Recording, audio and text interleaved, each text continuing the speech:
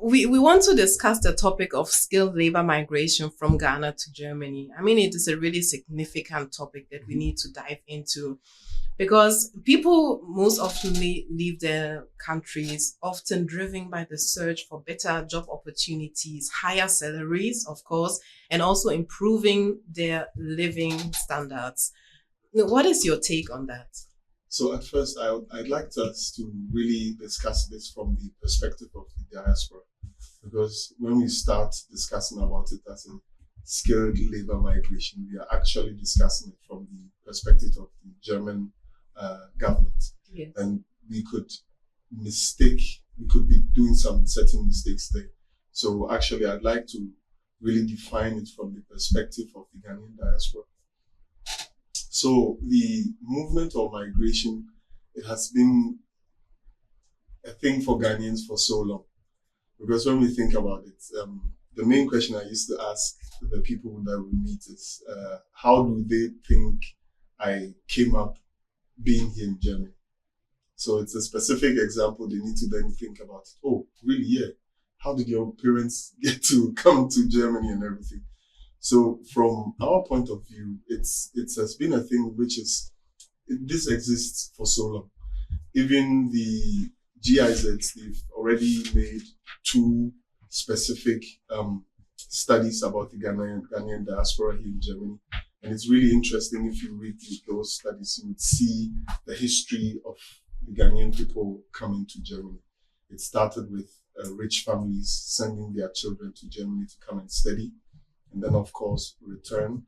Then the second movement was actually when they say there was hunger in Ghana in the 80s, 90s, and then many Ghanaians moved abroad, and some also came to Germany to work, of course, to support the family.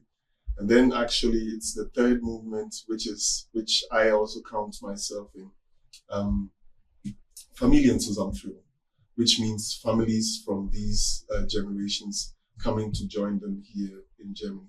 So the migration to Germany by Ghanaians is a long thing. It has a history. It didn't just start with the German people realizing that, oh, we have some sort of a challenge, and we could also see how best the Ghanaian diaspora or other African countries could also support. So I'd like us to really see the difference in the perspective of the diaspora, having people to go abroad to support their families back home, and then the aspect of, or the perspective of the German people, the German government, seeing it as a skilled labor migration and how they can support their institutions. But then from the Ghanaian perspective, I see it as a positive movement. From the German perspective, it's rather trying to solve a challenge. That's the main difference that I would want to point out in this topic. Okay, then let's start with a perspective of the Germans. We are moving from Germany to Ghana. The Germans have really demand for skilled laborers. They themselves, especially in the health sector, this is where they need a lot of skilled workers.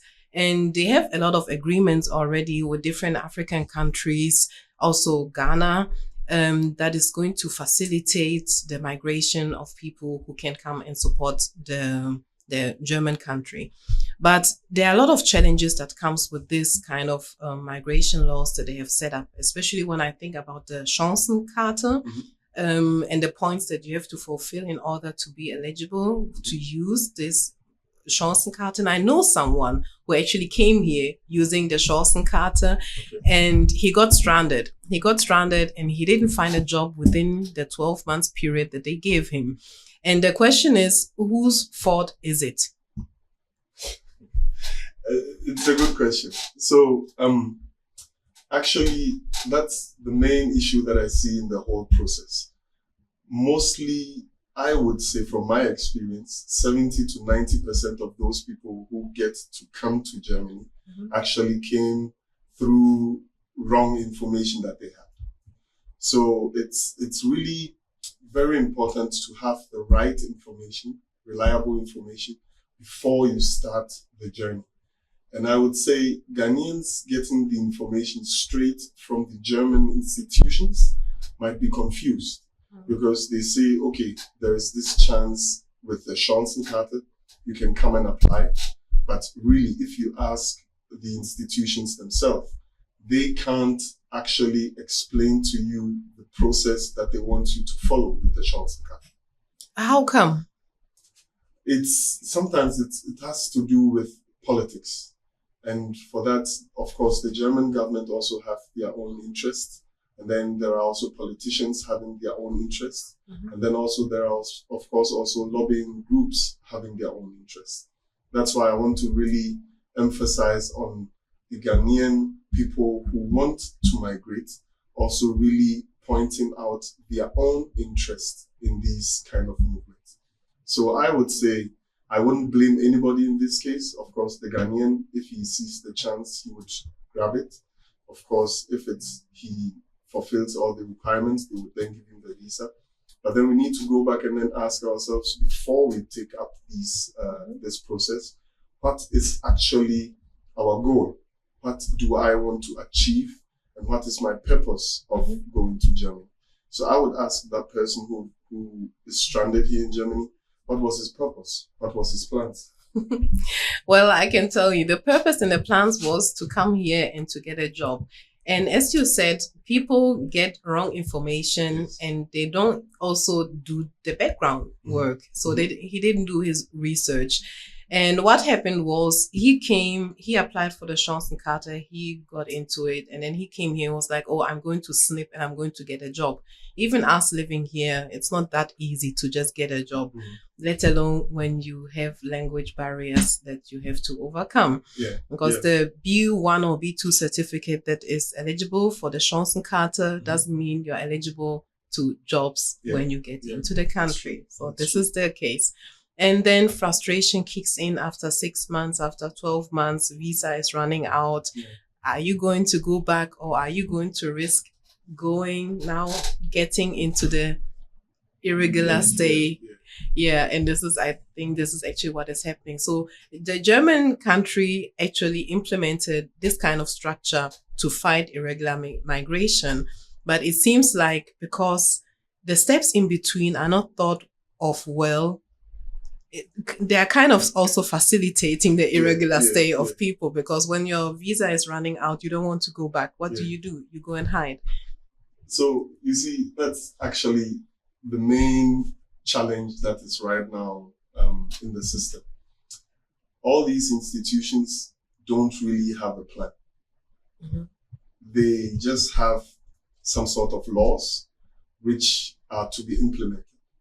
And then you see politicians make laws, but then the implementation is left with the civil society, is left with organizations, is left with agencies to really find solutions to implement these laws.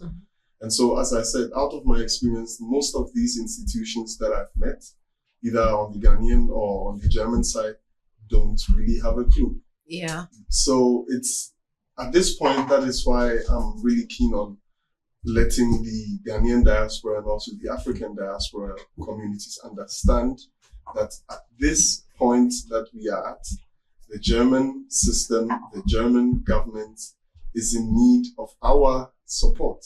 Even in these cases. Yeah. They are in need of certain agencies. They are in need of certain groups, certain communities to step up, provide solutions for their own people so that they could implement. Because as for them, they just have the laws, they just have the situation. Okay, we want to do this. This might be right to enforce, but how are we going to enforce it? I think that's the main challenge that they are having right now.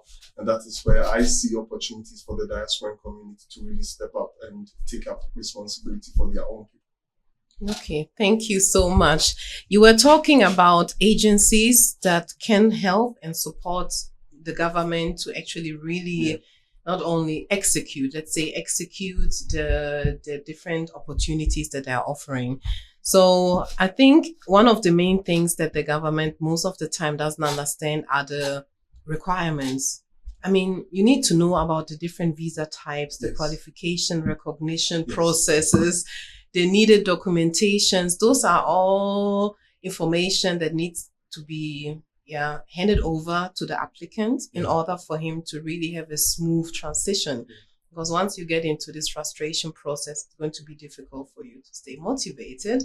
So it's not a win-win situation for neither. And this is one of the things. So can we dive into the understanding the requirement process, how your agency actually supports the government? Yes, of course. So there are certain topics that one needs to really think about and find solutions for before you start the process. And as for our agency, we've developed 7 steps for each and everyone who really wants to make a successful step into this migration process to Germany. And as for our steps, I mean, you can define it as you wish, but there are specific things that you would have to care about. So the first thing is, I am of the opinion that not everyone is really meant for coming to Germany to work. How come? You see, to survive and to be really successful in Germany, there are certain values that one needs to keep up. And let's be honest, we are all human. Not everybody has the same values. So, for example, one, respect. The German people respect each and every person, but then they also expect you to also be part of the society, also bring some value into the system. So at first, they expect you to be respectful. They expect you to be disciplined. As for that, within the German system, everything just works because there is a certain kind of level of discipline. Yeah. So if you're not really disciplined, it's going to be hard for you to really survive and integrate yourself into the German system. It's true. The third thing is you need to be reliable, because everything works because certain processes, you can rely on these processes to be successful. And these are really 3 things you cannot find in each and every person. So as for me, the main responsibility that our agency really has in Ghana is seeing to it that these 3 values we can see in each and every candidate that we want to support to get over here. I mean, there's a way how you can also teach people to understand those values. So what about cultural training? As for that, I understand, but let's look at this from this point. We are talking of a need. The German system is in need of people. What we are talking of, if we would be talking about teaching these people, that would be education. And we are not talking about education here. We are talking of companies, the labor market in need of people. So if there is need for people, we need to look at people we can find right now who can fit the need.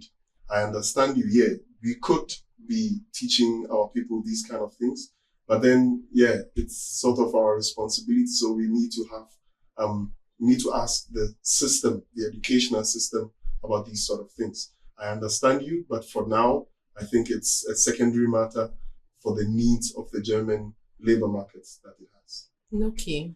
Then, of course, we have, so I can mention these kind of 7 steps. The first one was the kind of person you need to be in order to fit into the system. The second thing is the question if one has certain certificates or qualifications, which are very important, because the level of education, the level of skills, what is taught here in Germany, it's different from what is taught in Ghana. So we need to see to it if the people are really qualified or have the necessary skills in order to fit into the labor market in Germany. The third thing is, of course, the language. You need the language as the foundation of your start here in Germany. Without the German language, please don't come to Germany, because you wouldn't make it without the language here in Germany. It's actually a good point that I would like to dive into. Like, how do you offer language trainings? Because I know for the Chancen card, you need to have at least B1 in order to be eligible for it. So getting to B1 level from Ghana, it's not that easy. I know, especially it is. It is? It okay, is. please correct me. So if I am respectful, if I am disciplined, if I am reliable, there are tons of agencies or offices who teach the German language. Of course, the quality of these agencies are different. But then if one is very or really interested in finding the right path to Germany, you would find these sort of classes to attend. And mostly the people all know the German institution, Goethe Institute. Yes. They are overbooked. They don't have any capacity anymore. And if you really look for other opportunities, you will find tons of opportunities to learn the language. So each and everybody who tells me, oh, it's hard to learn, no, it is not. You can find these organizations and train with them, or you could be taught by them easily. So that one, I wouldn't want to really accept that excuse. It's like, and you see, I understand. It's sort of a huge decision to take, to say, okay, right now I'm going to take 8 to, let's say, 12 months to really learn the language, to really discipline myself, to really take up my free time or maybe even my work time to learn the language, so that I can take this step and go to the different country that I'm going. But everybody needs to ask himself, how else are you going to make it? And I always make this example. You see, we have lots of northern people from the northern part of Ghana in Kumasi or in Accra. Can you imagine somebody coming from Tamale or from Wa wanting to stay in Accra or Kumasi, but not wanting to learn to speak Twi or English? No, it's not possible. So as for that, I don't want to really discuss about it, unless you don't want to come. If you want to come, the language, the schooling is a necessity, and you need to learn the language before you take this step. I agree. There are no excuses if you really want to do something. No. There are only the effort that you can put in, right? Yes, there is. And then the fourth step would be really finding some sort of upskilling. So since the systems are not the same, you might be a carpenter in Ghana. The carpentry work in Germany looks completely different. Yeah. You might be a nurse in Ghana. The nursing work in Germany looks completely different. So you need to really also research about the systems, about your background. How is it recognized in the system in Germany? And there are also various platforms or internet pages or institutions, even German institutions, you can contact from Ghana and let your certificate or your qualification be recognized. It's called the statement of comparability. And that one, they would compare what you have to the German system, what is required, and then give you a feedback so that you can know where your stance is. This sounds really, really good. Okay. I mean, and those are the information that people need. And this is also what your agency is offering, how you support them. Yes. Okay. Then you have also the fifth step, which is really thinking about the visa activities. You need to really think about how are the laws in the country that I want to travel to? How is the system? What is allowed? What is prohibited? So you need to really check das Fachkräfteeinwanderungsgesetz, Skilled Labor Migration Law, which is paragraph 16 and so on. So these are certain, I'm not a lawyer, I must say that, but I can read and understand German. And everybody can also Google and find these laws, even in English. So even though you are not a lawyer, you might understand certain things, and then you would be able to ask further questions. So that's also a really big point, that you need to really research the embassy, the opportunities, the various visa forms, opportunities that you can apply for. And then, of course, we have the last point, which is integration. If you've passed the point that you've received your visa to come to Germany, the integrational part is very important. You need to really see how best you can get support in Germany. And then there are also various supporting systems in the system. You have the Arbeitsamt, the labor office. You have the Wirtschaftsförderung, the support of the economies within the cities itself. So there are various institutions that offer support for people who have just arrived in Germany. Either it's support in language courses, support in finding flats, homes, apartments, support in even paying the apartments, your caution, as they say, your rent support. There are various steps, various institutions that support, but then you need to research them yourself and get reliable information from the right source. To me, it sounds like a lot. Yeah, so that's why I was mentioning the responsibility of the agencies. And you see, let's look at it from this point. Agencies have been there for ages. We just call them connection men. That's what we as a diaspora, we call agencies. And don't understand me wrong. They've been just pushed into the illegal system. But then when we look at our communities, these people traditionally have the best knowledge about our migrational system. These people have lots of expertise in getting people from Ghana to other countries. And a network also. Yes. So in the first place, I see opportunities. I see networking structures that we can build on. There is no need for us to come up with new systems, because no matter what you do, these connection men are within the community. These connection men are the first people to transfer information to the community. And these connection men are the first people who are being asked how to migrate. Yes. So I think we should rather look at them as a source, a resource, and how to use them for what we want to do, rather than really pushing them into an illegal sort of corner, which is not really right, because let's be honest, they've supported the community for a long time. Without these connection men, neither me nor you would be here in Germany, I guess.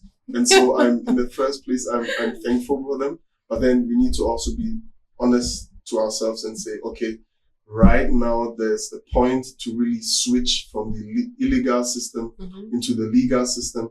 And the question to all these connection men, or people who used to call themselves connection men, is, are you willing to now come to the regular migrational system? Are you willing to now work legally, or do you still want to stay in this corner? Because that one, it's a decision everyone needs to make for himself. Well, I mean, it's a business. When you ask me about it, it's a huge business. Yes. And one thing I know, and this is where we are going to dive to the perspective from the diaspora, is people always want the easy way. They want the fast way. They want the easy way. They want someone to just hand him over the documents. It's true. Well, my dad came as a student. He came with a student visa. So he did his research, but still at that time, there was no internet. So someone gave him those information on how to come. And he also has helped a lot of people to get to Germany using the legal route. And my question is, why are people so prone to the quick way, which is going to make their life difficult on a long term, instead of waiting and putting in some effort and then using the rightful way? You're right. It seems that people are really just looking for the fast way, the cutting corners, finding shortcuts. And I understand it, because until now, there was not really a way or a legal way for Africans, especially Black Africans, to get to Europe or to Germany. I've been working in this space for almost or over 10 years. I've really worked with German institutions. I've worked with Weiterbildungsinstitutionen, which means educational institutions, agencies who teach German language, who have offers for refugees and so on and so forth. I've been in refugee camps where I had to recruit people from Syria, people from other countries to free language courses. Meanwhile, my own Ghanaian people, I had to tell them they are not the target group that we are looking for. So at first, we need to see where these kind of information come from. People just knew illegal ways to come to Germany. But right now, the system has changed. So it's right now the time for us to really educate the people about these ways that they can get the proper support. And it's these times that we also need to tell these illegal systems that there is the opportunity to get into the legal systems. Mm-hmm. So yeah, people are trying to find the easy way, but can you blame them? Because where they want to run from, or what they want to run from, is strictly poverty. It's challenging over there. So of course, if you are offered a fast way or a long way, what would you take? I like to do the right thing, so I'm not the right person to ask. You see, because I'm someone who thinks long term. Yes. If I can do my math and my calculation, for example, when you come to Germany and you go to school, you get like a certificate. It's increasing your chances to get a better life, better job opportunities, instead of just starting to work and with 60, your body is just broken. In Ghana, you can't say, your body is just broken. You can't do anything anymore. So, of course, I don't blame anyone who choose the path that seems to be right for them. And this is why I agree with you. Information is key. I'm coming quick. I have a few viewers and I just want to greet them quickly. Of course. Mr. Hayford, I'm greeting you, sending you love and hugs to wherever you are. Nadia, thank you for watching. Mr. Kobimens, also greetings from the studios of Radio Top Africa. And Nadia is asking, which measures can be taken to stop the connection men? Okay, we are going to dive into it. This is a question for you, Mr. Peterson. So you see, let's take it from the other point. It's not our responsibility to stop anybody from doing what they do. I'm not the police and I'm not the German government. What I see opportunities for our people, and what I'm searching for are solutions that can help our people so that we will get a step further. That's why I explained that to me, these connection men were great supporters of our whole community. Mm-hmm. So in the first place, I'm not like the German people would say, Verteufel. I don't want to call them witches or that they are Satans. I rather see opportunities in their knowledge. I rather see to kind of tap into their knowledge for the benefit of our community. Yes, of course, they need to be told to stop the illegal activities and rather support the community by supporting them in the legal ways. Mm-hmm. But then I think these connection men are also people just looking for income. Of course. So rather telling them to stop what they are doing and looking for other opportunities of income, I am rather giving them the opportunity to get to legal information. Mm-hmm. I am rather opening the doors for them to get in touch with us and really supply proper information where they can then also still have their income by giving the right information to our people. So I think it's not how we can stop them, but it's rather how we can embrace them and really make use of their knowledge that they have. It's actually a really good approach because when you think long term, you can have big agencies who are going to work together with the government, but you also need those, let's say, small businesses who are already into the business or whatever you may call it, because they are going to be the extrapolators to carry the information that you want to bring to the people. They have access to people that wouldn't come to your agency because they don't have the information yet. Yes. So in order to spread information, you need a lot of people who are going to be your ambassadors. You see, this is exactly where our input is needed in the whole structure. Mm-hmm. The German government has the laws, but who is to tell our people? Yeah. Who is to find the right people for the German people? And so I would see them rather as a resource. And if we really want to be successful in supporting most of our people to find opportunities here in Germany, I rather think the first people to really contact and get in touch with are these so-called connection men, in order to work with them, in order to support them, and in order to also get support from them. Yeah. It's setting up a whole network structure that is going to help the mission. Yes. Or rather even making use of an existing structure already just for our topics and what we want from them right now. Okay. So we are going to Ghana. You work in Germany and in Ghana. The company itself is based in Ghana when I'm... Yes. So what we do is, and that's why I like this conversation about networks. What I think our people lacked so far was really the contacts or the right approach and really the right networks, the right groups of people. So I'm part of the Adminex group. The Adminex group has over 16 offices worldwide. I am responsible for the Ghanaian office. And so we work with 16 offices and so 16 partners and so also 16 countries.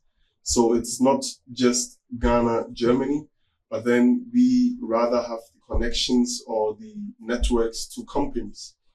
I don't like working with governments. I rather work with companies, because in this case that we are looking for, we are not looking for support from the German government. Rather, we are looking for people who can really be of value to German companies and to European companies, because that is where the company and the business comes from. Yeah. So we shouldn't, and that's also the point that maybe sometimes the community is mistaken a bit. We rather look at the German institutions and German government rather than really looking at the private sector and finding ways and means to get in contact with companies. So, for example, the example that you was telling about, I am asking myself why the person didn't contact some companies in Ghana before coming to Germany, so that the person would not get stranded. So we should focus not on the activities or the contacts with the institutions, but rather with private companies who can actually give us a job and give us income, so that when we get here, we can take care of ourselves. This is a good point. Well, it all comes back again to information. If you don't know, because maybe someone just told him, you just need a Chancen card, you will go to Germany. The Germans are waiting for people like you because they have the demands. And if this is the kind of information you get, and as he told me, he came here and he thought that he was going to be welcomed with open hands and the jobs are going to be thrown at him. This is the perception that made him come here. So, I think informing the people and also giving them the right information that this is not how it goes. The opportunity card, for example, going through an agency still means you still have to check, apply. That's what I said. So for us, nobody can bypass these 7 topics that I mentioned earlier. Yeah. You cannot bypass them because they are certain points and challenges you will have to find solutions for. Mm-hmm. If you tell yourself, okay, I want to migrate to Germany, sit down, think about these 7 challenges that you are going to face and find solutions. Otherwise, you would have to find these solutions when it might be too late for you.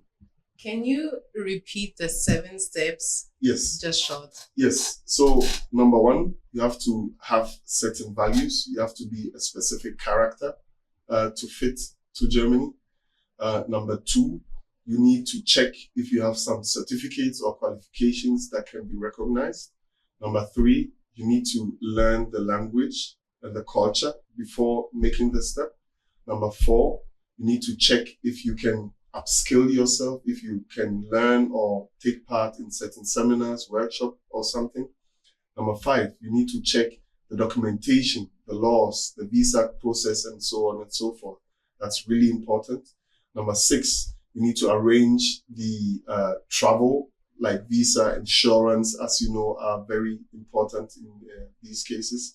And then number 7, of course, integration. What exactly are you coming to do so that you can integrate yourself into the system? Thank you very much. I think this is the most understandable and short-listed requirement list that everyone needs to check and cross-check who is interested in migrating from any African country to Germany. We are in Ghana now. The first arrivals who came to Germany were from rich families, as you said. They came for education. They came because they had the opportunities. They went back. The second wave that came was people who were seeking for a better life because there was hardship in Ghana. And they went back and they gave some information. We know that most of the second wave people who came, they didn't come with education. Yeah. They were doing minor jobs, but whenever they go back to the continent, they will portray themselves as the high-earning big businessmen. For that one, I blame the hamburgers. So it's especially the people from Hamburg who created this picture. Daddy Lumba is part of it. This was a generation of people who came here. How is it Daddy Lumba's for entertainment, the songs and everything. Yes. They were portraying some sort of lifestyle that the people were living here in Germany. And unfortunately, it was not really the educational path. Mm-hmm. So you would see people just coming here, suffering to work hard, earning some monies really, and then going back to Ghana, and then they would be called boggers. Coming from hamburgers. They are still here. Yes. Mm-hmm. So I think we have the picture right now, which we need to change. Mm-hmm. Because it's not the reality and it's not helping our people who really want to get to Germany and work, because we need to look at the realities on the ground. And the realities on the ground is, there are opportunities for us, but we need to be also prepared adequately in order to make it here in Germany. Mm-hmm. Okay. So how do we go about it? Because now we have the 3rd and 4th wave of Ghanaian migrants coming. We have a high amount of students who also come, but the minute they come and they see that the reality is different than what they were imagining back home, I think they get a bit discouraged and disappointed. And the question is, how do we give those reality checks, give the right information, and create the awareness? Migration is a good thing. Mm-hmm. Every country in the world migrates in order to have better opportunities. Mm-hmm. Even Germans migrate to Switzerland, to the US. It's true. It's nothing new. Mm-hmm. But usually they go more better prepared. And there's this aspect with finance. How do we go about it, and how do we create the awareness to spread the message? You see, from my experience, we have every piece of the puzzle on our table right now. It's just for us to fit it into the right form so that it would make sense for us. From the start of my work, as I said 10 years ago, I really saw the Ghanaian community and the Ghanaian diaspora sort of being the key to all the challenges that we face. To all, and if I say all, every single challenge that Ghanaians or the Ghanaian country or the Ghanaian community is facing, we have each and every problem's solution in the Ghanaian diaspora. What do I mean with it? For example, for the information, who is best situated to give rightful and reliable information? It's the diaspora. But we then need to also look at the reasons why most of the people in the diaspora are not willing or can't give the rightful information. Let's be honest, it's not really sexy to go back as a woman and tell your family, like I do cleaning. But it's the honest thing to do. Nah. Let's be Who honest to cares where ourselves. the money is coming from? Everybody cares. As long as you have, Everybody cares. as long as you have built a No, house no, for them, let's- you're let's- feeding them. Let's be honest to Who ourselves. cares how you earn the money? Let's be honest to ourselves. African people, we care about how our people back in Africa see us. So we know the reasons why it's difficult for our people to tell the truth. Now it's the time, as you said, if I had to clean, but then I was able to build a house, I was able to take care of my family, I was able to open up opportunities for my family members. Yes. Now is the point to be confident and truthful to ourselves and say, no matter what I had to do, I was a responsible father, I was a responsible mother. I took care of my family. Exactly. Right now is the point that we can do so. But 20, 30 years ago, nobody could go back to Ghana and tell them, look, I'm just cleaning. So we know the reasons why we sort of didn't give the rightful information, which is these times are gone. I hope so. These times are gone. Then you said the proper thing with the finances. Please. We have so much purchasing power within the diaspora. If you look at the Ghanaian economy, and if we would be honest to ourselves, the main influence coming from outside Ghana financially on the Ghanaian economy is from the Ghanaian diaspora.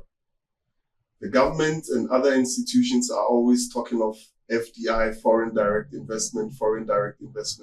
Yo, are there people outside Ghana who have invested more into housing, who have invested more into social life in Ghana, who have invested more into their family members back home in Ghana than Ghanaians living abroad?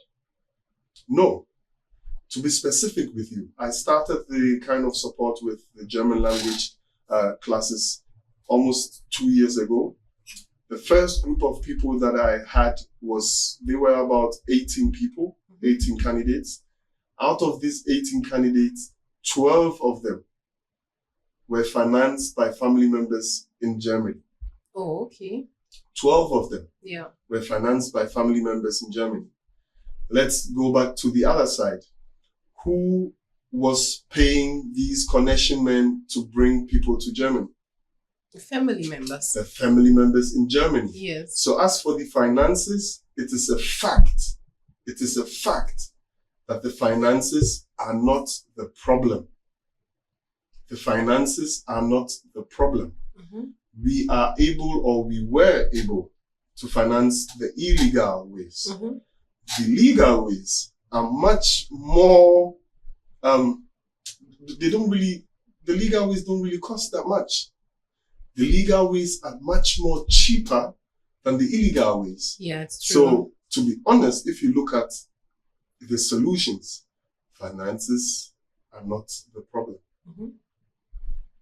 It's true. I agree. When we break it down to those points, we have all the means, we have all the possibilities, we have everything that it needs. All that is missing is now the information.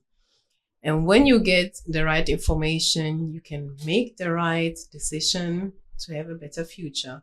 And that is actually also the main reason why I'm here, in order to educate the diaspora, as in the diaspora needs to take up a responsibility at this point. At this point, we as people in the diaspora, especially the professionalized diaspora, which I also count Top Afrique amongst these professionalized diasporan groups, we need to take up the responsibility not only to inform our people, but to professionalize and also offer our assistance to our people, to also offer our assistance to the German institutions, to offer our assistance to the German embassy and all these other people trying to get skilled people from Ghana. Because right now, you see, how could we move a step further To me, it's very simple. Those people who we called connection men are to be called to the table and are to be given legal tools to do what they already do. Yeah. These connection men are to be called to the table. But are they willing to show their Of faces? course they are willing. Who doesn't want to earn money? For them, it's all about money. For them, they just want to earn an income. What about the fear of facing charges because they have supported a system that is against the law? You see, at this point, it's all about interest, right? It's all about interest. And even though I'm inviting the diaspora to come and help and support the Ghanaian people, I'm also very much aware that the diaspora could be also a dangerous part in all this. Let me start from what is the interest of the diaspora? One typical example is I was talking to one older man in Ghana who has a sort of business that you can give money here in Germany and then he would pay the money, the amount in cities in Ghana. Yeah. And he's a real Ghanaian. What does it mean, a real Ghanaian? Oh, he supports Ghana in every way and means. He really likes Ghana. Really patriotic. Yes, he's really patriotic. Okay. But then the exchange rate sort of started going down. And since he has the interest in his business, he was like, oh, right now, they say rates no crampo kofum. Yeah. They say this kind of background, so that man was, of course, a patriotic Ghanaian, but then also was thinking of his business. So when the exchange rate goes down, which is good for the Ghanaian economy, it's actually bad for his personal business. So we need to be also careful with the diaspora and what the interest of the diaspora is. Yes. Right now, we have so many people, and I can tell you, or you know it, each and every person living in Germany has at least 4 to 10 people, family members in Ghana who would like to come to Germany. Now we have the tools, the knowledge, the know-how to support these kind of family members to come to Germany. Now, it's not a matter of, hey, me pe connection be amao. No, it's about, yo, how old are you? Where do you live? There is this and this class in your city. Yeah. Go and start the class. Yeah. I will look for a company or a proper, reliable agency for you that can help you find a legal way to Germany. So I really see the Ghanaian diaspora right now being in the position of to deliver. We are sort of always complaining, whining, on this and that. So really, there have never been a better time for the Ghanaian diaspora to really get a step further in the development of our people and of our community. It sounds like a lot that needs to be done, a lot that needs to be cross-checked. Yeah. And I'm actually happy that there are agencies like your company and people like you who are also supporting the cause. So I would like you, since we are at the end of the show, to send out like a statement address to the people and also say, what can we do to help and support? So, number one, as a people, we need to look at our purpose. What exactly are we there for? How can we also be part of the development of our community, of our country, and of our people? And right now, it's very simple to do so. Just supporting family members and contacts with the right information. So, for example, for now, one can go to our website, which is adminexacademy.com, www.adminexacademy.com, where you can find proper information, reliable information, where you can contact us and even have a personal consultation with us, so that based on your personal background, we can give you the feedback and can really work out and plan a process for you from Ghana into the German labor system into the German labor market. I think that would be the first step to do. We also have an Instagram page, which is Adminex Academy _GH. Adminex is ADMINEX Academy _GH, or better even Adminex ADMINEX Academy.com. So I think the main thing that we can do right now is really spread the information, spread the legal information, that there are mainly legal opportunities for our people to migrate to Germany. Okay, and then the last question, what do you need? How can we all also support the cause? So in the first place, of course, by spreading the message that there are these opportunities for us. And then I bet you that you've been asked several times from family members in Ghana, how can I come? Can't you support me? Don't do more than just sending them our contact, our email address, our Instagram page, because that's the only thing they need, because we also have the responsibility and the know-how, the expertise to support those people properly. And then, of course, the last thing is each and everyone can be really the source of reliable information in his own environment. So right now, when we get home, we need to tell our parents, because it's hard for them to get proper information. And those are the ones who pay actually for the migration. Yeah. So we need to supply our parents, our sisters, our cousins with the right information. And actually that's it.